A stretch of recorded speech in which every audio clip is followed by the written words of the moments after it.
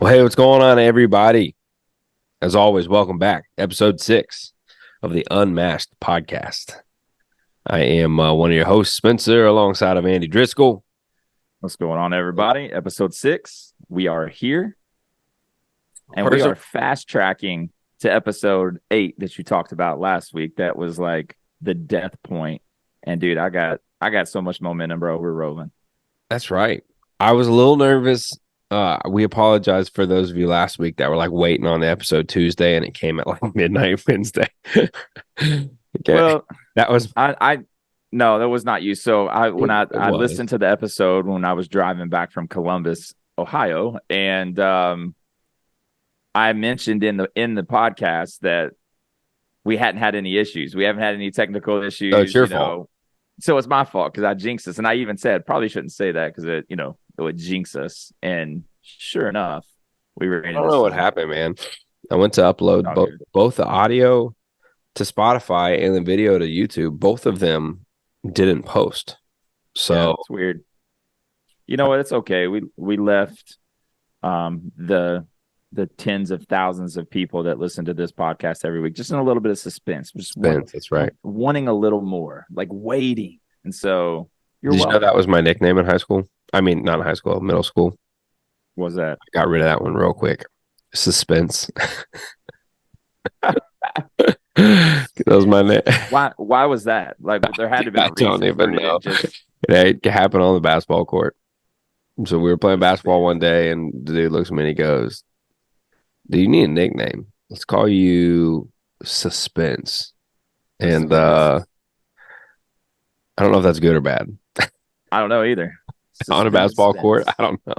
I don't know. Speaking of basketball, so we mentioned in last week's episode that we were going to be together at this conference in Columbus, Ohio, and we did. Right. It was great. We got to hang out for about 3 days.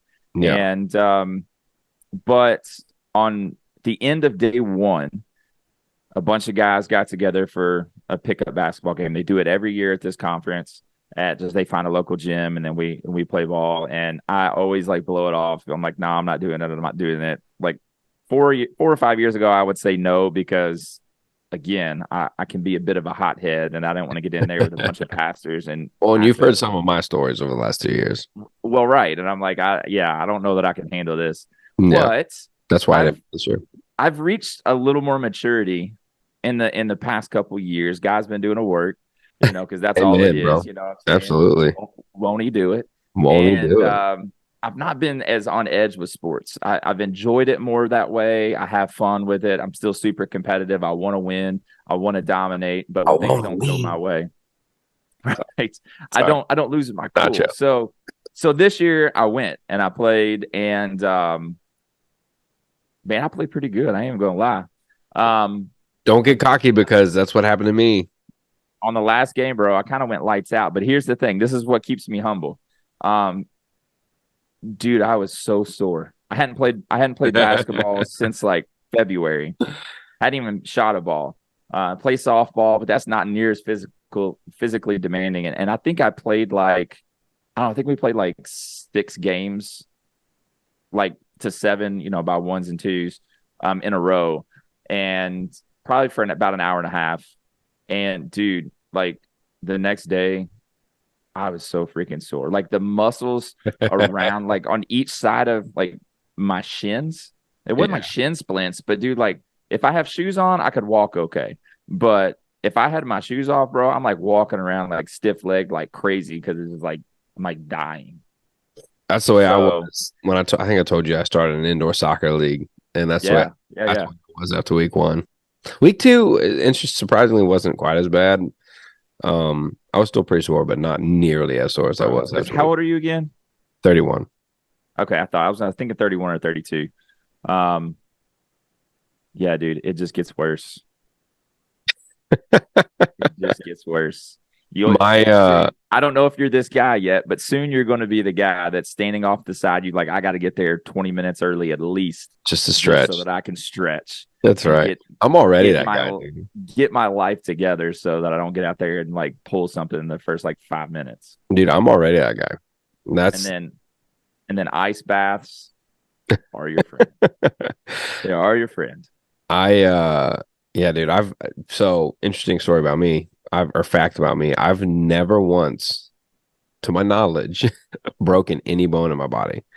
Dude, you With should as not have much said with as that. much sports, dude, I say it all the time I Why feel did you like say that? I feel like there's just some like I don't know, just yeah, I gotta stop.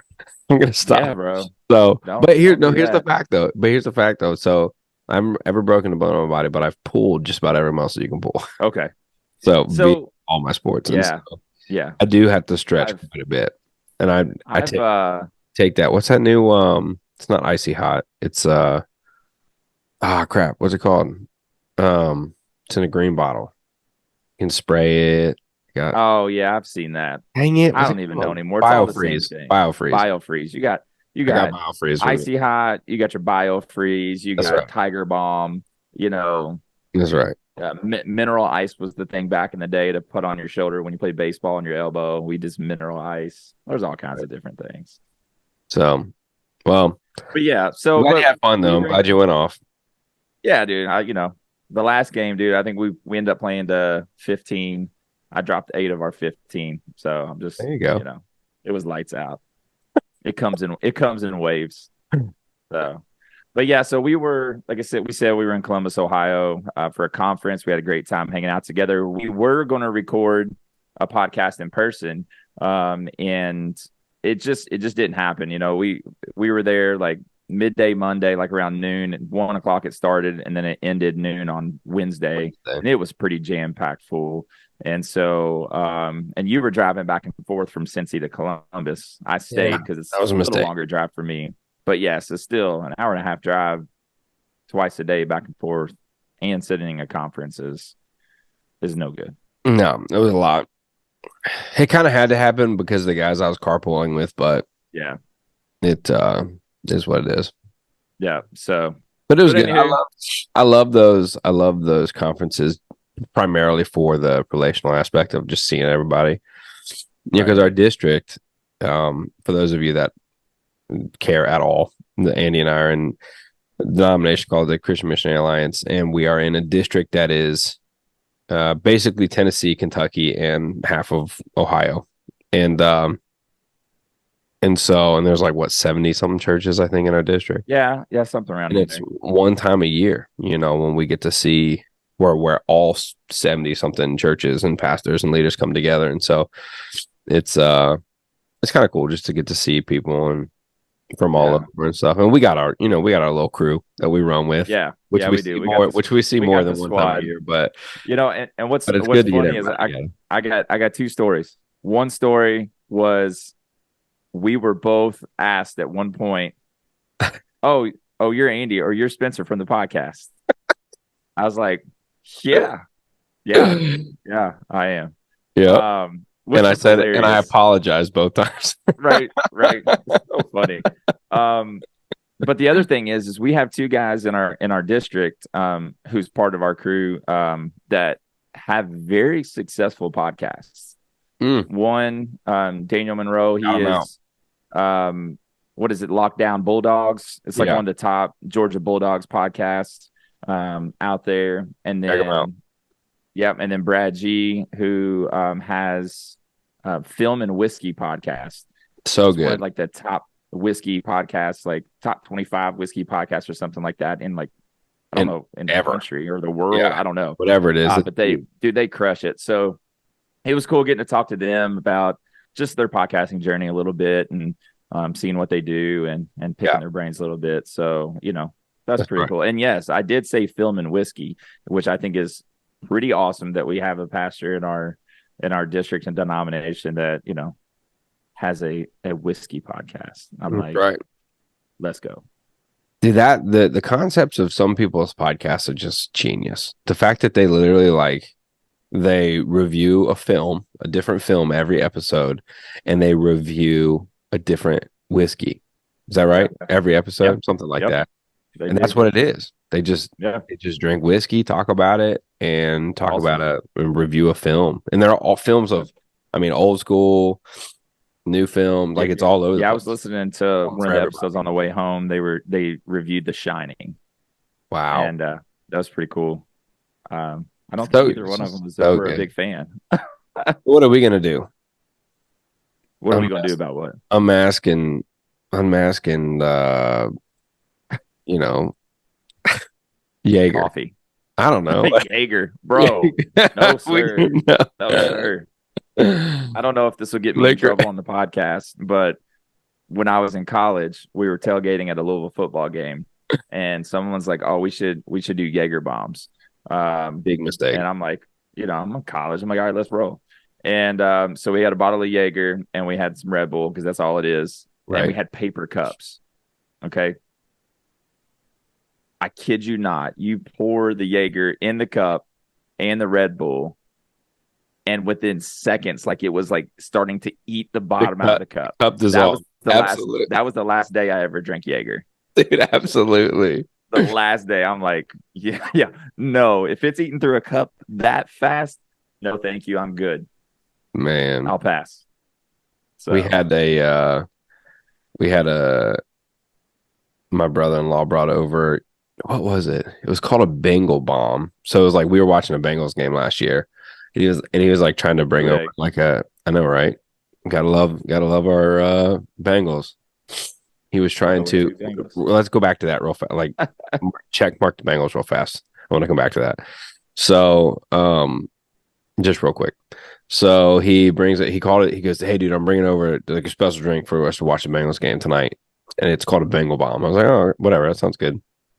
And it was, comes over and it's Jaeger and like Orange Crush soda, Oh something my like gosh. that. And I, like, similar to you, I had one bad experience with Jaeger and I just won't go back. I Yeah, just won't, man. I just won't Yeah, do I it. mean, for one, it's not that good. No, if you I it's mean, like bad typically, licorice. yeah, I was gonna say typically there's one purpose to be drinking Jaeger, and you know, I try not to go to that purpose ever. And but yeah, but when it eats through a cup, bro, I'm gonna pass. I'm gonna pass, man. Oh So, shit. all right. So, what about the Bengals? You said Do you think Burrow's gonna play put week a pin 3? in the Bengals.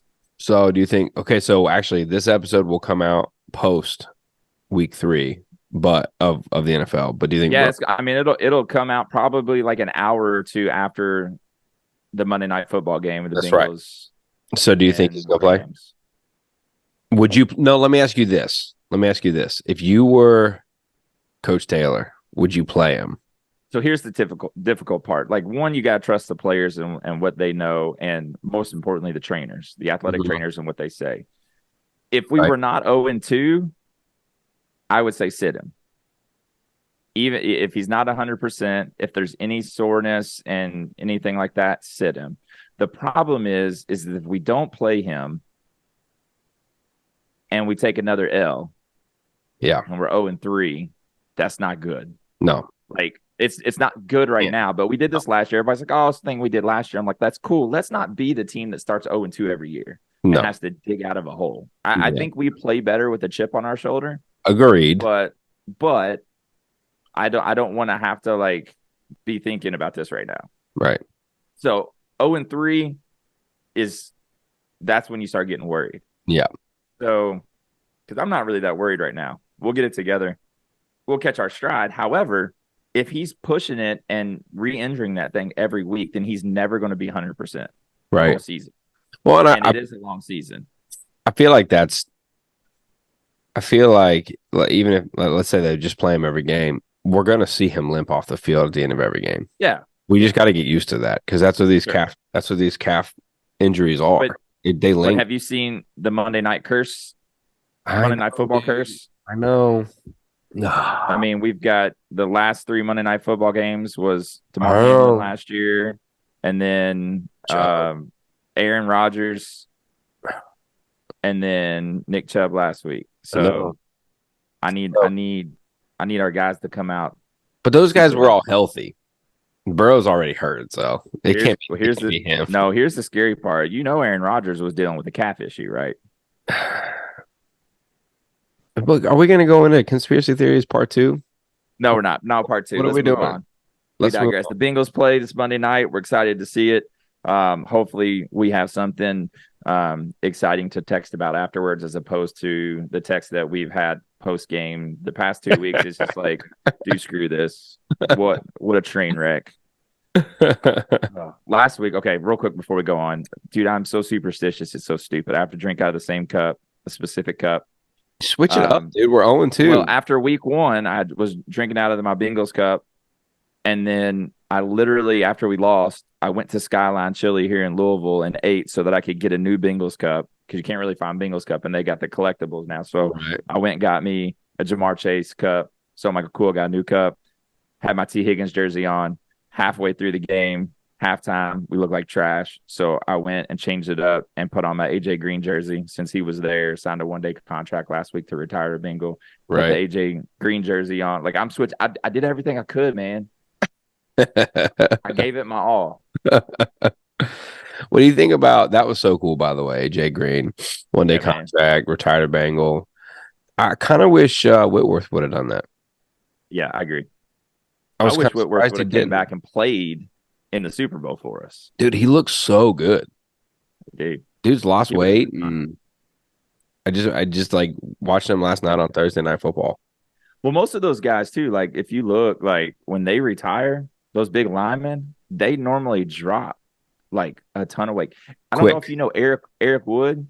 He lives here in Louisville. He played for the University of Louisville. He played, I think, in the Teddy Bridgewater era. He went on to the Buffalo Bills, was a center, had a phenomenal career, was Pro Bowler, just awesome. He's a believer. He does a lot in our community. He's got an awesome podcast. He's, he does a lot of stuff, I think, with the ACC network, and still does a lot with the Buffalo Bills. Anyways, awesome guy. You can check out his podcast too. He's got a phenomenal podcast with great guests. But dude, he's the same way. Like, if you look at his pictures when he was at Louisville and playing for the Bills, and him now, dude, he's like half the man he was. Wow. Like, it's incredible.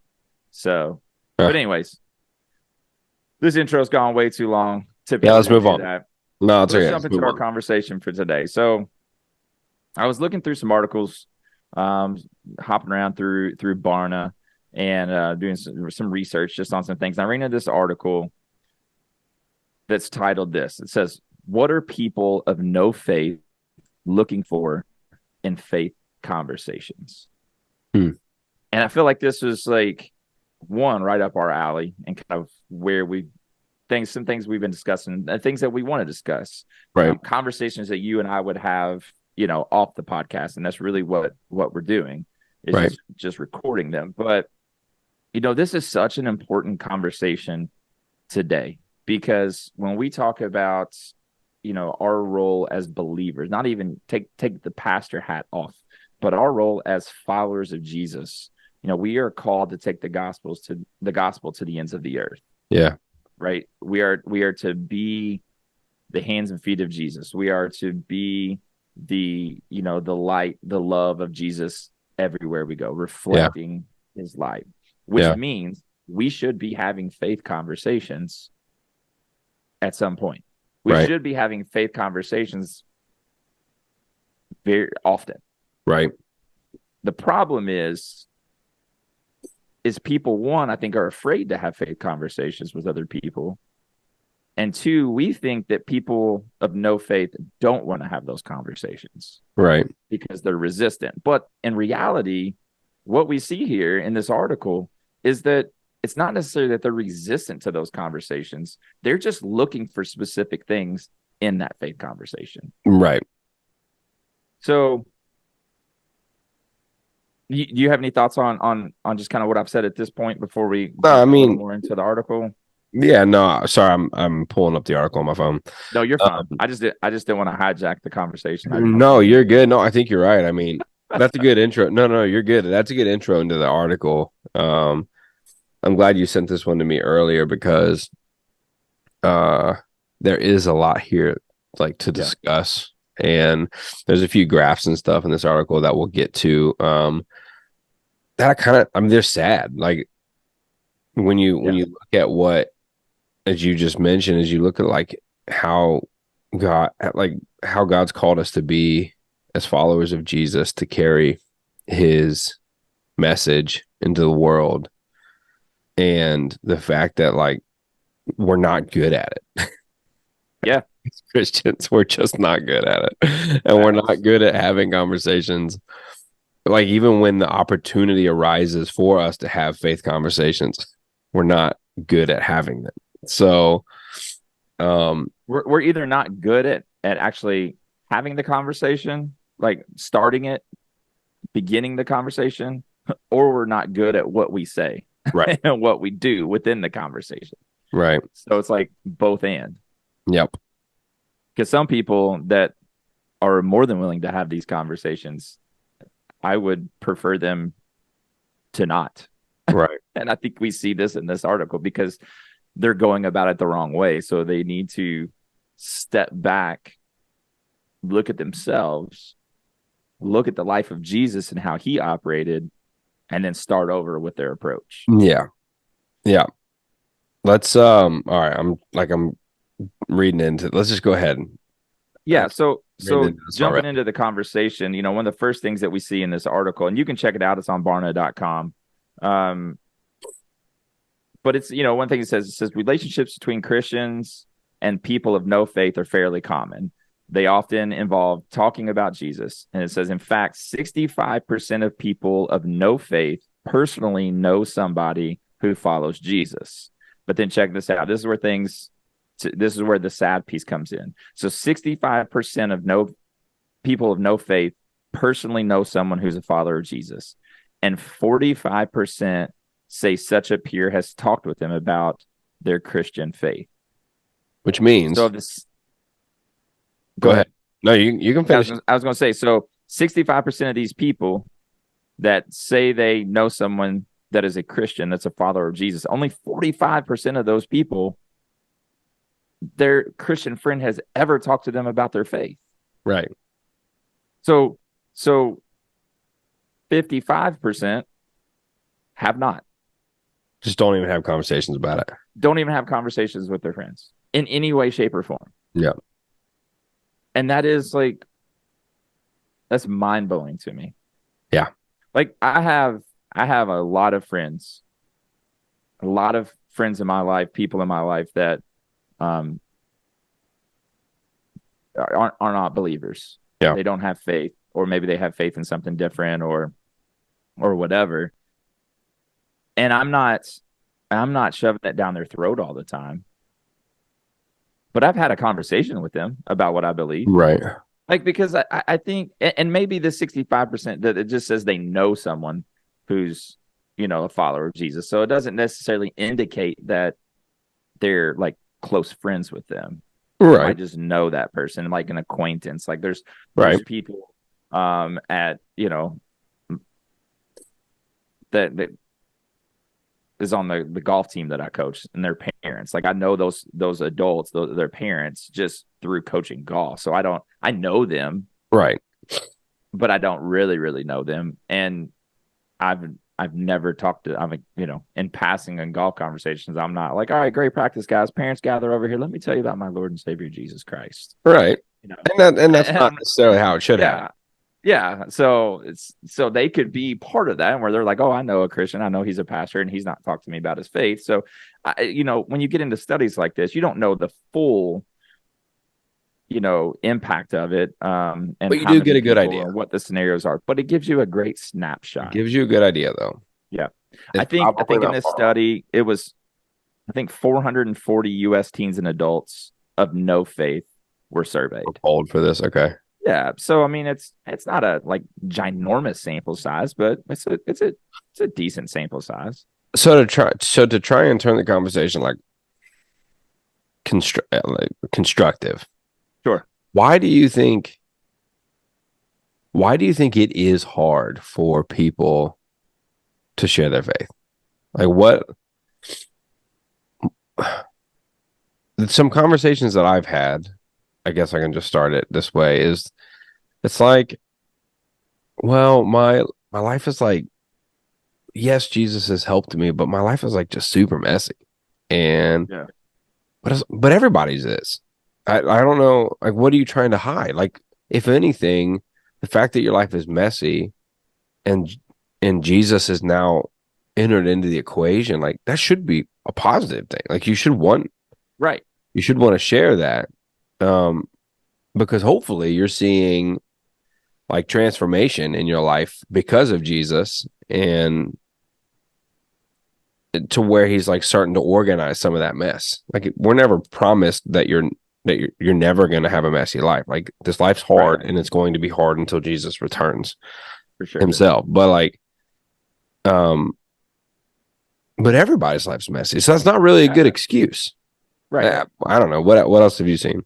So, to be asked, like, why do you think people don't share their faith? I mean, I think there's the variety of reasons, but I think if you really tried to like hammer it down into just a few things, one is I think people are nervous to share their faith. Like maybe they don't like to go and just even talk to people in general. Maybe they're more introverted or whatever, and that's a specific group of people. But I think when it comes to their faith, I think they have such a fear of rejection or potential isolation, losing a friend, that it's easier just to not have the to have the conversation. It's easier to say their no for them than to put yourself out there with what you believe for them to reject you. Yeah. That's good. Yeah. Two, but I think the reason that we feel that way is because we have put personal evangelism or evangelism into a box of how it was done back in the 80s and 90s. That's a good point. Like you know, when I have our life group here at the church here at Life Point, and we start talking about sharing your faith, you know, I'll hear that. Like, it's hard to share my faith because just walking up to people and start talking about their faith, it's like, well, let's not start like cold calling people. You know, let's start with, look at the people in your life that you have relationship with. You have relational equity with these people. It should not be difficult to have a conversation with them. And it should not be difficult if you live wide awake, like with your eyes open to opportunities to share and live out your faith. They're everywhere. They're going to be presented. Yeah. Everywhere. So I think it's that. And one more thing I will share, and then I want to hear what we think about those things. So it's they're afraid of rejection.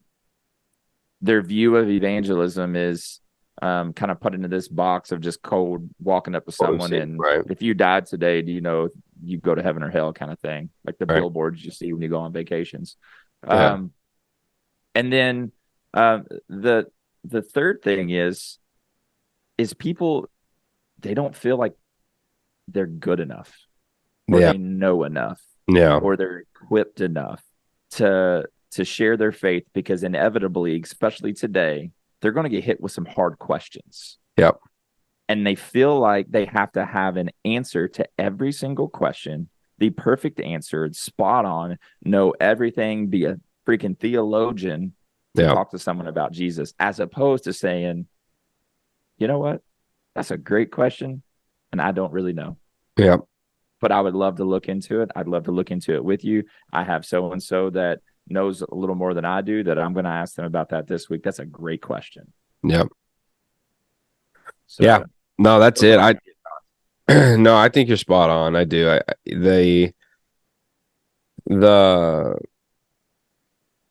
The people whose excuse would be that their life's too messy, or they're not, that feeds right into that. I'm just not good enough. I don't know enough. I haven't lived enough life with Jesus. I haven't, I don't know scripture well enough. Those are all, I mean, they're valid, like, as far as like, sure, you might not be that, but also recognize that nobody is, like even pastors that have studied scripture for their whole life still don't have all the answers. And if they say they do, they're lying. Absolutely. And because the Bible tells us that there are, like, that scripture and our faith, like, there are mysteries in it. And it's like, if we could comprehend, this really helped me back when I was in college, this thought, like, if we could comprehend, if we had all of the answers and could comprehend everything that this huge, massive God has done, then we wouldn't need him. Then I could be God. No, You know what I no. mean? Like if And I don't think we would be able to handle it. we Like wouldn't. I don't think if to be all knowing sounds great on the surface, but no, thank you. Right. And so like just even in that, like just like let that alleviate some pressure. That Yeah, like you don't have to know everything and that's okay. And I loved your response to that is like if somebody asks you a tough question and you don't know, be honest. Like that's one of yeah, the things that we might get to later in this article that it spoke to is like if you carry yourself as somebody that just tries to fake all the right answers, you're going to come across as arrogant. You're going to, and they're going to see right through it. They're going to yeah, call the BS, and they're not going to care to go any farther in the conversation because they don't trust you anymore. yeah, yeah. Whereas the right response should be, "That's a great question. I don't know. Let me go see if I can talk to either my pastor or other people of faith that Right. if see if there's any other thoughts out there." But that's a great question. I don't know. But Yeah. again, I think, but then also like speaking to some of these things where like I had a conversation when I was first planting. This is one of the more devastating sharing of my faith moments of my life. I was planting we were planting tapestry in downtown Cincinnati, and this friend that I grew up with heard about it, called and said, "Hey, I'd love to grab dinner sometime, catch up, and I want to hear about your church plant." I had heard that this guy was not a believer, and so I didn't really know what this dinner was going to be about. And sure enough, he pretty much called this meeting to grill me as hard as he possibly Yeah. could, and he was successful. Like there were so it was devastating to me because it was like I'm literally embarking on planting a church as the lead pastor, Right. and I'm being grilled by this dude, and I don't know how to answer him. Yeah. Yeah. You're And like, maybe I just hang it up I'm today gonna hang it up. That's right.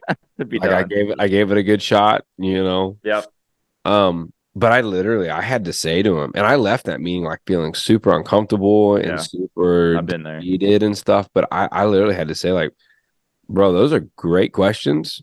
Um, what I can tell you is I don't have the answer, and I will do my best to try and learn and ask some people like their thoughts and whatever. But what I did walk away from that conversation, like the piece that I had walking away from that conversation came from the fact that I left there thinking he had great questions. I had zero answers, and yet my faith is still not rocked. Yeah.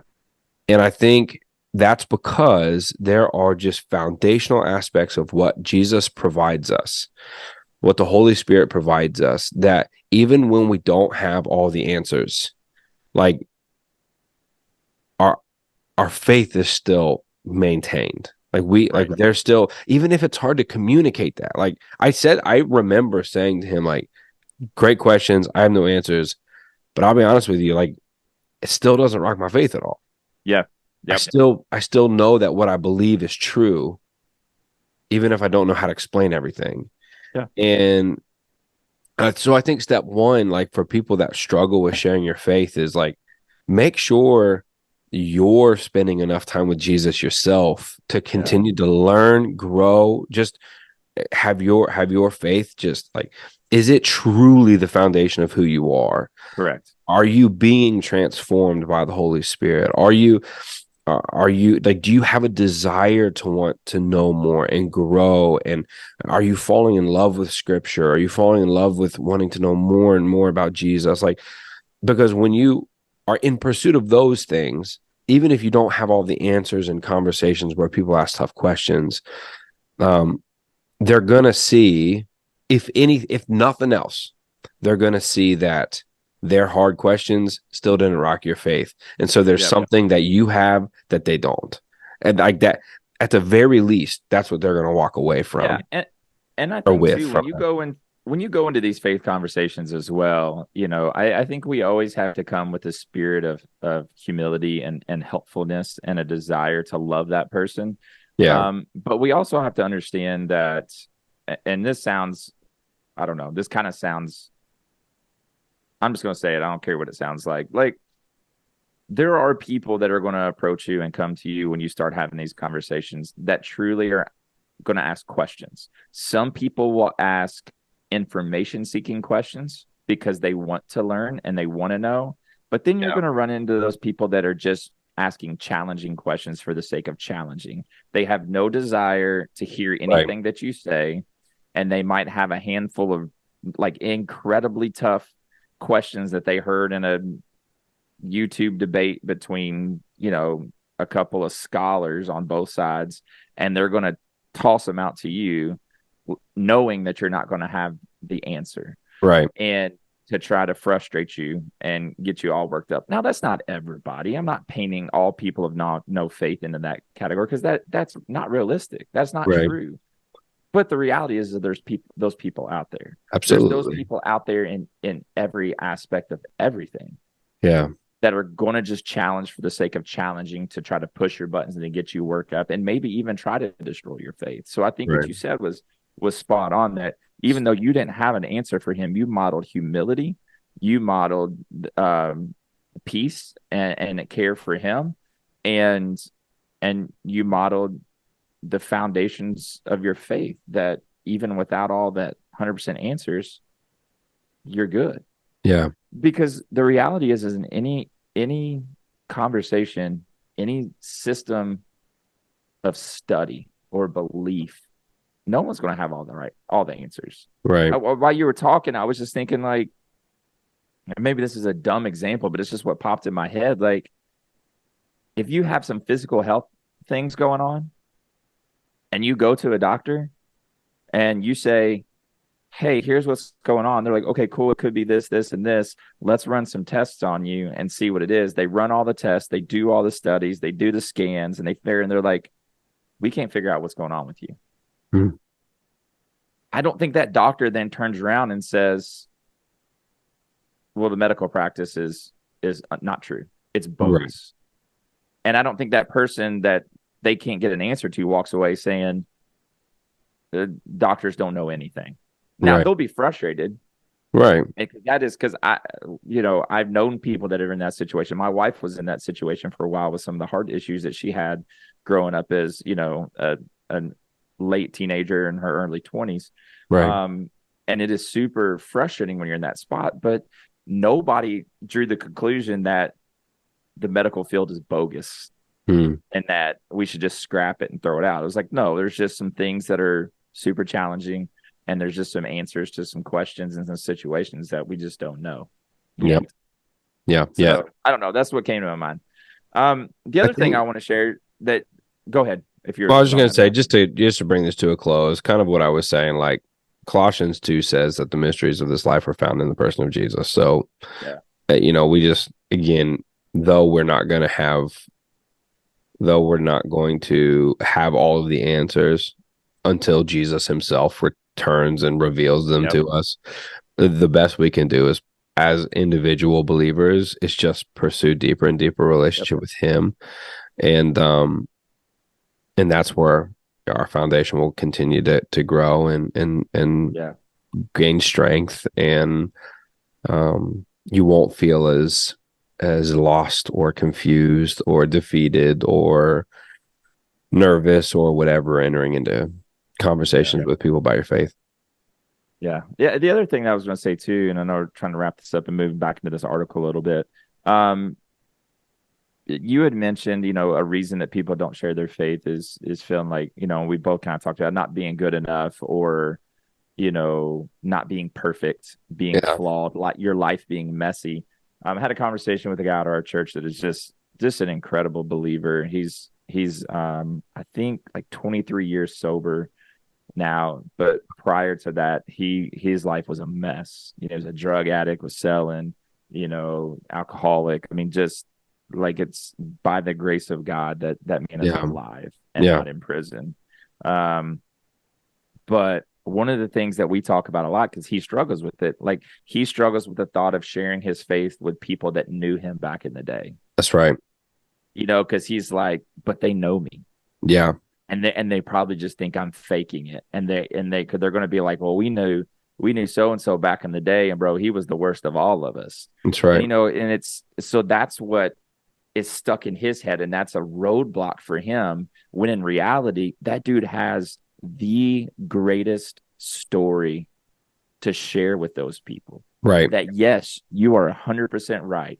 I was an awful person. Mm, I was a bum, a scumbag, hurting people, hurting myself, hurting my family. But then I encountered Jesus and he changed my life forever. that's right. This dude got sober like that at Wow. a church. He went to church high as could be, went down front, repented, gave his life to Jesus, asked Jesus to heal him. He sat down there for, he said, what felt like ever. Like when he got up, like everyone was pretty much gone. And the pastor was like, dude, you okay? And he never touched another drug since. Wow. And it's like, dude, you have the most powerful testimony ever. Don't let what you think these people are going to think about you prevent you from just telling your story. Yeah. That's all you have to do because Jesus is your story. That's right. That's all you got to do. Your story is your most powerful evangelistic tool, Mm, no matter what it is. Because I've struggled on the other end. Like I grew up in a Christian home. I never, dabbled into any drugs. I've never like went way off the rails. I've been in a Christian school pretty much all but one semester of my life, and I have a master's degree. right. So I've been through a lot of school, and only one semester was not in a Christian school. Yeah. And so I've always had a fairly clean vanilla life. And there's times that I'm like, well, then what do I have to share? Like, Yeah. but then I can think back, and my story is overcoming religious trauma and abuse. Yeah. So anyway, so man, we need to share our story. We need to change back to this article. That first stat that we read from this, man, just like only 45% of people that don't know Jesus, that know believers, say that 45% of them has shared their faith. That is crazy. Yeah. That number needs to be up.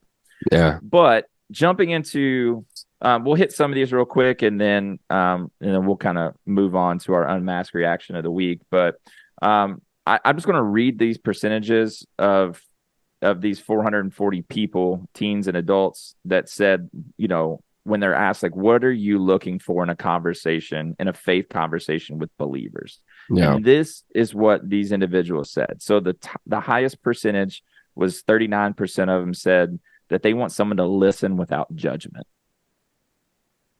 Can we 33. pause? Wait, pause. I just want to. Yeah. We can pause. We just talked about this. Yeah. Last week or the week before. The fact that that people of no faith, non-believers, feel like they can't have a conversation with Christians without being judged. Christians, those are the very people that you have no right to judge because they don't believe what you believe. 100% facts. They don't believe it.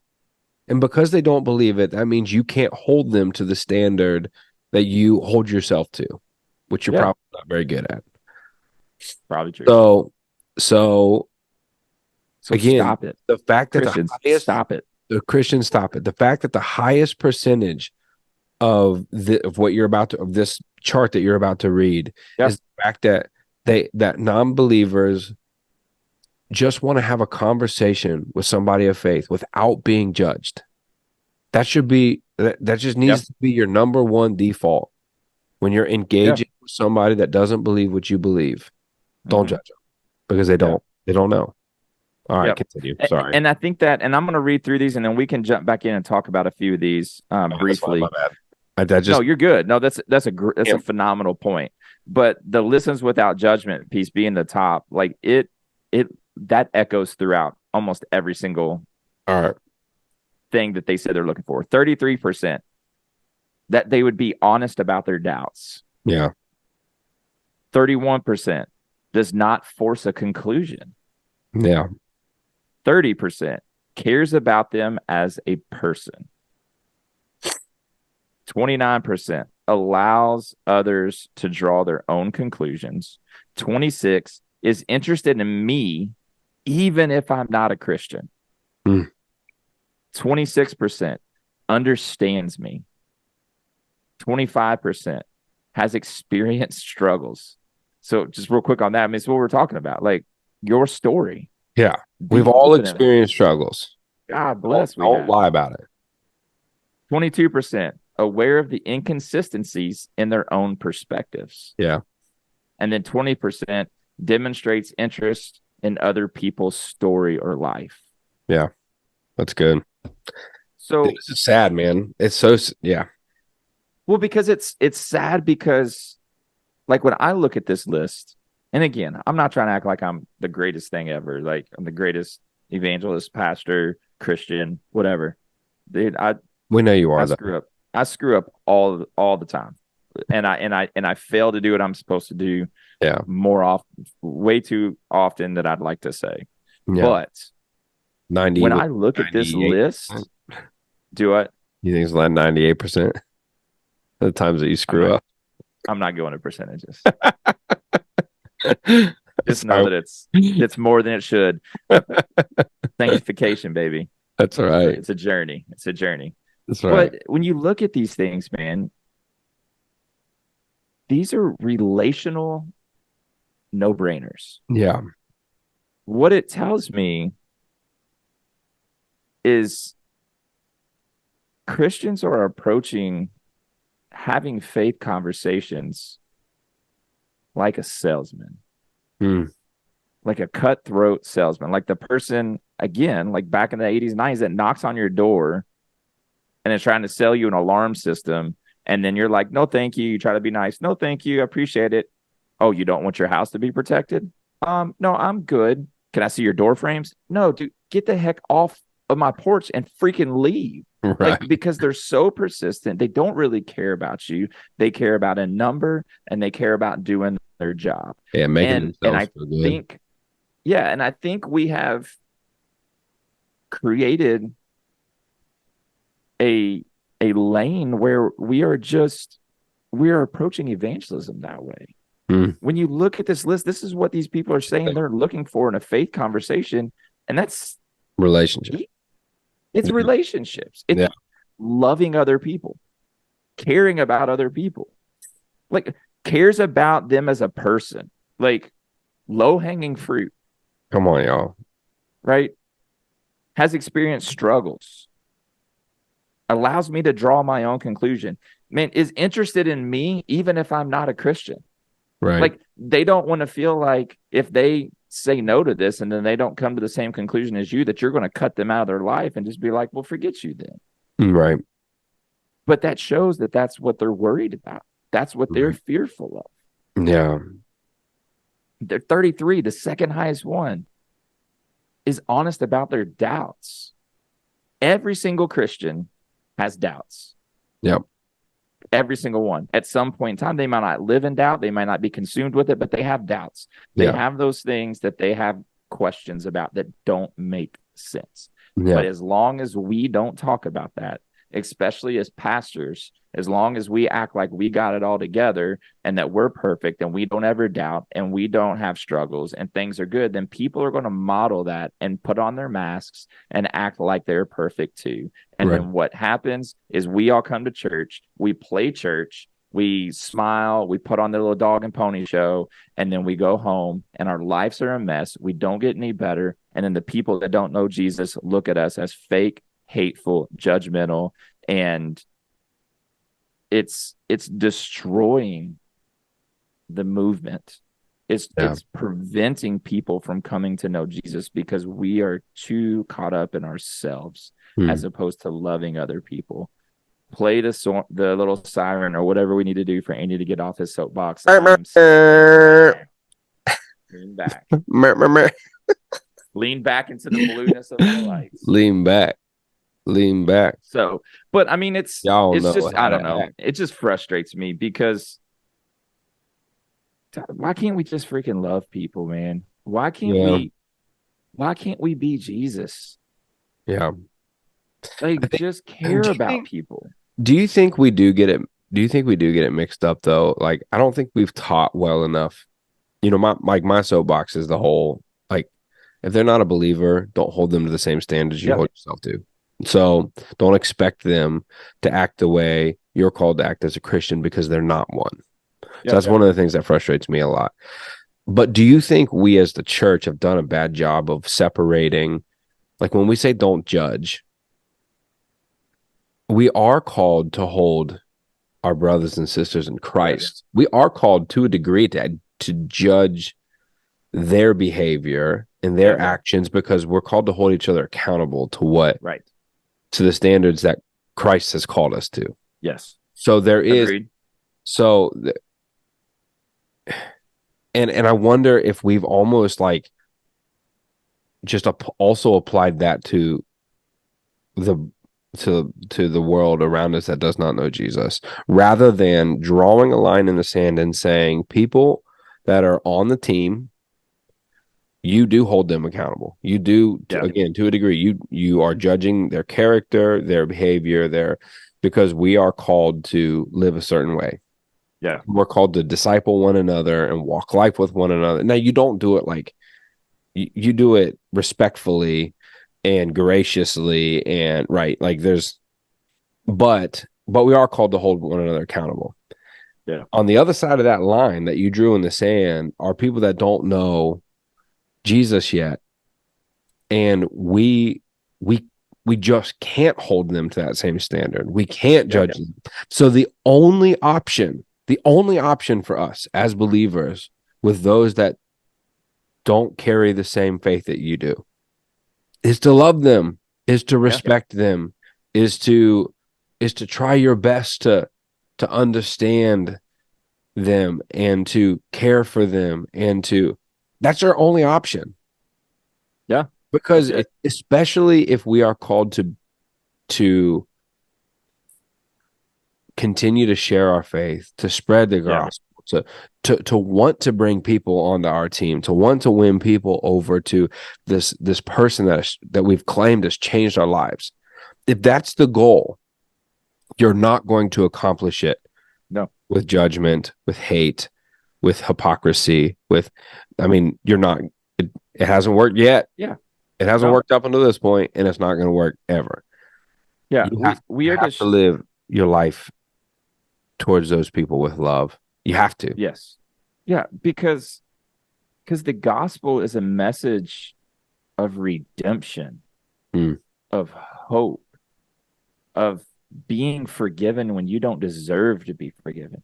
right, When scripture says when we were still in our sin, Christ died for us.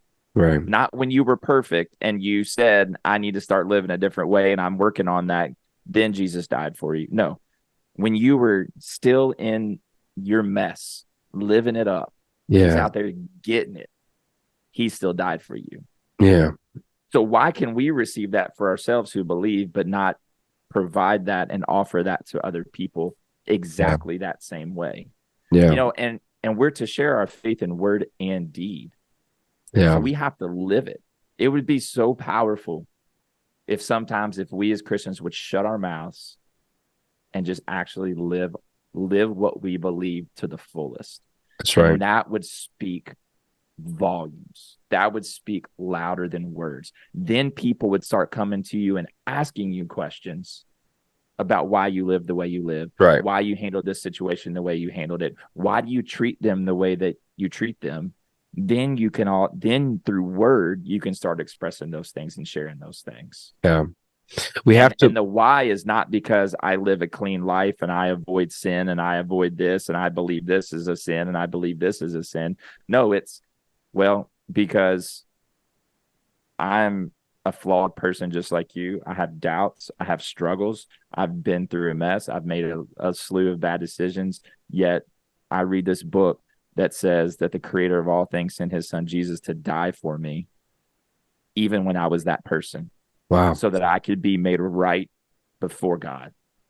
And that's why I act the way I act, because I don't deserve that, but I'm so thankful for it. And because of that, I'm going to posture my life to love everyone just like God loved me.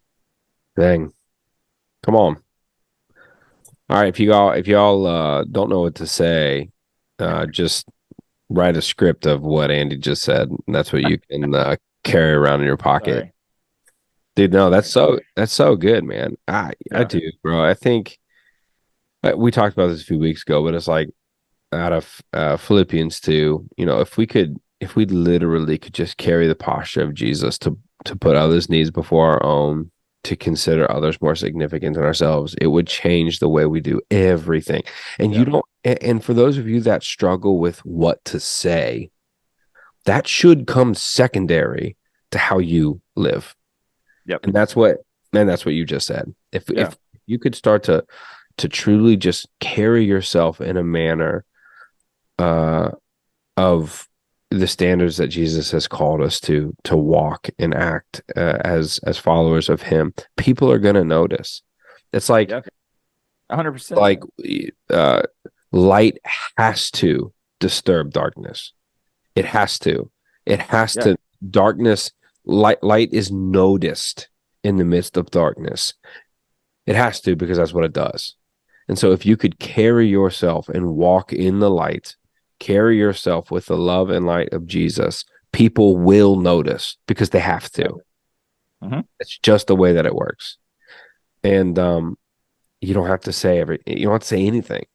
People will still notice because you are a light in the midst of darkness. And that's the beautiful thing about it, right? When you talk about sharing your faith, you're an introverted person, you're a person that's afraid to talk in front of people, afraid they're going to mess it up or they're going to do this and this. Man, just love somebody. Yeah. Just encourage somebody. Do something nice for somebody. And I mean that's all you have to do. I mean, it's just such a great starting point. Yeah. The last part of this, unless we can end it here and move on, but the last Let part me of say one more thing real quick, and I'll make it brief, I promise. yeah, You talked about holding each other accountable, other believers accountable, right. somewhat judging them. And you made a great point that we still have to do that with respect and love. And I always go back on this because I grew up in an environment where Christians were held accountable in a very disgusting, unfair way. It was Yeah. very tough. Everything was wrong, and you would shame and blame galore. But Jesus said this in John 13. He says, "A new command I give you, love one another. As I have loved you, so you must love one another. By this, everyone will know that you're my disciple if you love one another."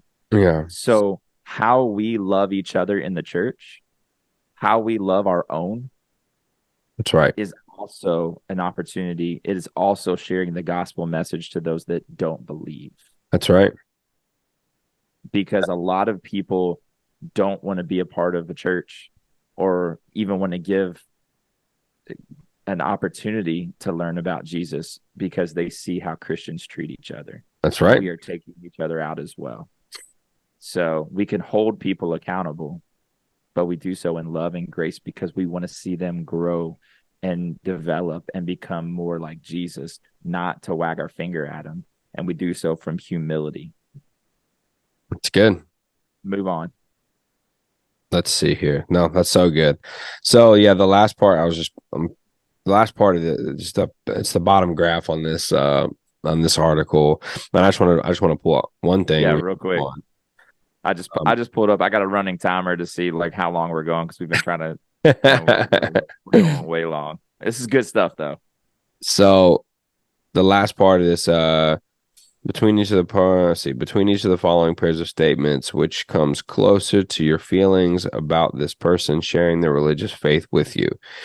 And again, this is on behalf of people that claim to not have faith. 23%. So basically their response to a conversation about their response to a conversation, right? 23% of the people said they wanted to know more about Jesus after their conversation, and 43%, which is the highest percentage of negative responses, said that they did not want to know more about Jesus Christ after their conversation with that person of faith. Yeah. And y'all, if and not that they didn't want to like confess and believe right there. They just didn't want to know anymore. I don't even want to know anything They're more done. about this guy. They're so turned off by what you had to say that they don't even want to know more about this Jesus person you claim to believe in. Yeah. Or follow. Y'all, listen, that's like that needs to be eye-opening to us as Christians. and how we have conversations with people, um, conversations with non-believers. Like if you're turning them off to the point that they don't even want to know it, like Anything. post their conversation with you, they're done with ever caring about knowing more of Jesus. Come on, y'all. We got to do better. Yeah, And we've missed the boat. we missed it on that one. And I feel like kind of what we've talked about up until this point, hopefully would give some guidelines towards that. But Yeah. um, Take for you if you're listening and you're a believer and this is a struggle for you, man. I hear you. Let us encourage you with just take one next step. Right? You don't have to go tell everyone in your circle tomorrow about Jesus and just go crazy with it. Man, just take one next step, whatever it might be. that's right. Just one step. That's one step better than you were today in sharing your faith and living out your faith. And I would encourage it to be an act of love. Yeah. Start And with you living. do that. Yeah, you do that because Christ loved you. Yeah. Yeah. That's Don't good. complicate it. Don't complicate. No, it was Yeah, never. check out that article. It's a really good article. I encourage you to look at that and look at some of those things and begin to shape your conversations with non-believers about Jesus, man, around some of those things. Not that that's like a rule, but man, it's common sense loving people, caring for people. Can You we? got to care about them. That's right. Can we tag this article like on when this goes live next Tuesday? Yeah, we should Follow be us able to on drop it in. follow us on Instagram. Yeah. And the Unmasked podcast on Instagram, and we'll shoot this up in the stories. Yeah, Just we'll link so you we'll link can. it in there. Yeah, it's good stuff. That's good. All All right. right. Time to move into the unmasked reaction of the week. That's right. I sent this one to you. This is going to be to those of you that really look forward to crazy pastors and our reactions to them. This is going to be a little disappointing. This is a little bit more tame of a video, but I came across this and um, I just kind of want to get your feedback because All right. I feel like I know where you'll fall on this, but I just thought it was I'm an known interesting thought. I'm known to surprise people. It is true. All right, let's get this.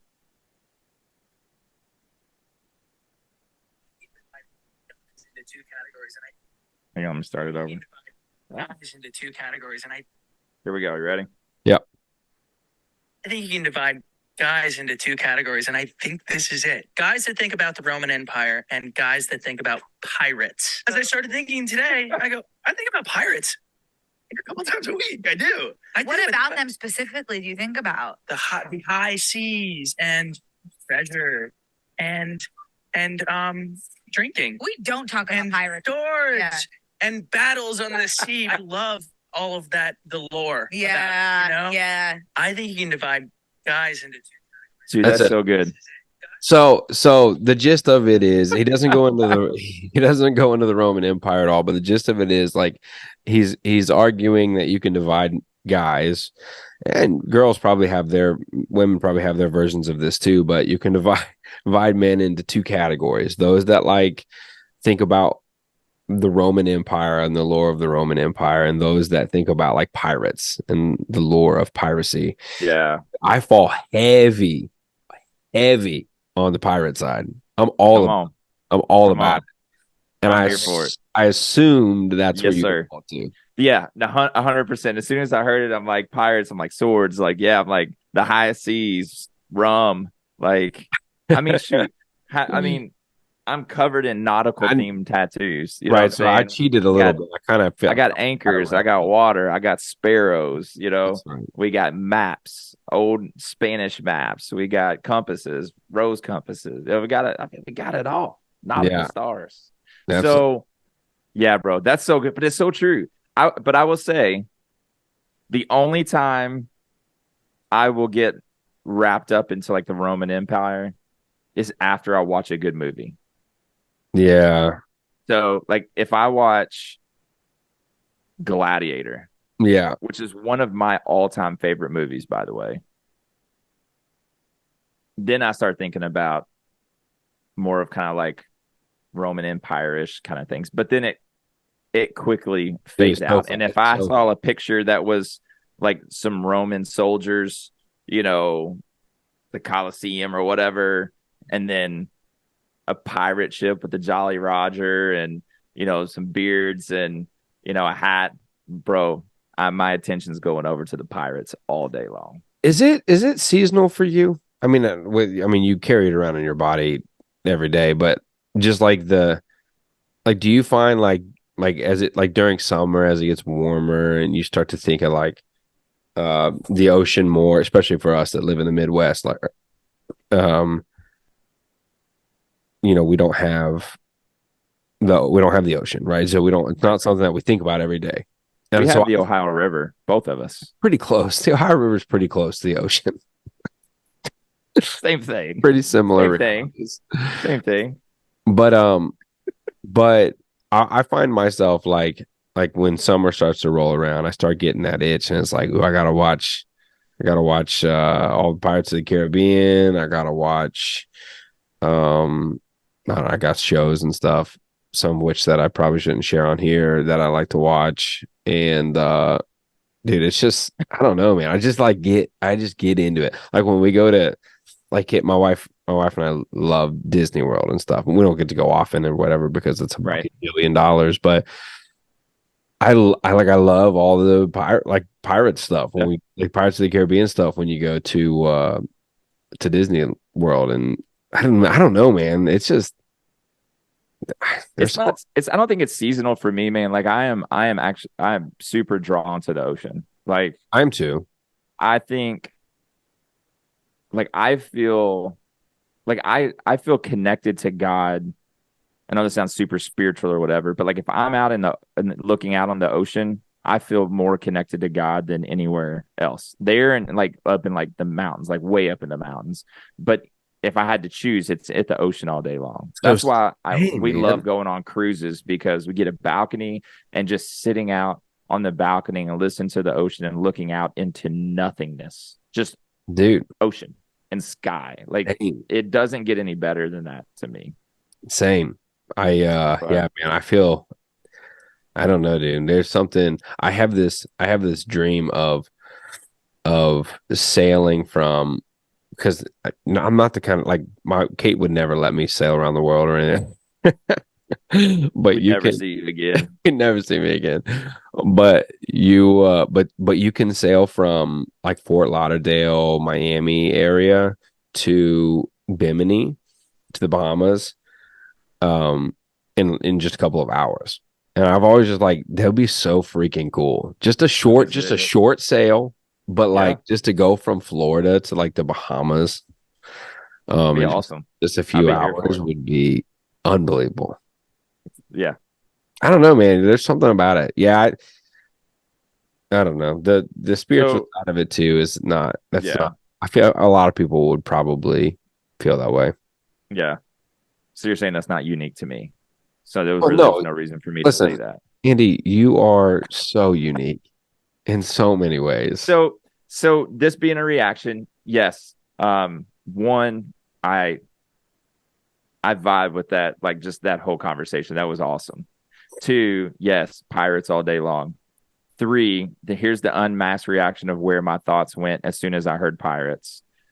Was so the whole Johnny Depp and his ex-wife conversation, Amber Heard, all the trial and all that. Yeah, I saw this meme, and I'm sure many of you all have seen it too, where she's like doing her little cry thing or whatever, and she was like, and she was a jar, like it was a jar of cocaine, like it was a whole jar, and then it cuts to the clip on the Pirates of the Caribbean where he's got like the jar, and he's like, found it. That's where my brain went immediately. Like her, like I mean, I got a jar right there. So I got a jar. Found it. Okay. Sorry. So there's a glimpse into my brain, for better or worse. Love it, dude. Your unique brain. Well, should be studied one day. It probably will be. But I don't know. All right, homie. Let's get out of here. We've Dude, it's been great continue. conversation today. I know we went long again. I think we just need to stop talking about it and just it is what it is. But good stuff. Go follow us on Instagram, Spotify, Apple Pod, wherever you find your podcasts. Check the video out on YouTube. Yeah. Give that a like and a share, and subscribe, hit the bell notifications, all those things. We really want to try to reach more people, just so that we can continue to grow and just hopefully create a safe space and a platform for people to have great conversations. And we'd love to hear what you think. Give us your feedback. We're here for honest feedback. If you've got questions, you want us to talk about something, we'll do that. But yeah, man, we just appreciate you all. We appreciate all the good feedback we've gotten from people already. Been Thank fun. you all so much for listening and being a part of this just wild, fun, crazy journey. And we got a cool episode coming, by the way, with the guest. So that's all I'm gonna say. It's gonna be fun. Yep. We're hoping to have some guests on soon. We're just kind of getting the feel of it now, but we're gonna bigger and better things are on the way. And so make sure you're on the journey. Make sure you check the video out this week because Andy let his luscious hair down just for you. Good. Look at it. That's the first time on the podcast. I think so. That's what I'm saying. Yeah, man. Check it out. Yeah, it's there. And let's see if we get some more subscribers this week because of your long hair. Yeah, we'll find out. The last place Boston Red Sox hat probably didn't help, but yeah, I'm sorry. Oh well. All right, dude. All right, bro. Talk later. See y'all. It's been good. We'll see y'all. Y'all have a great week. Bye. We're out.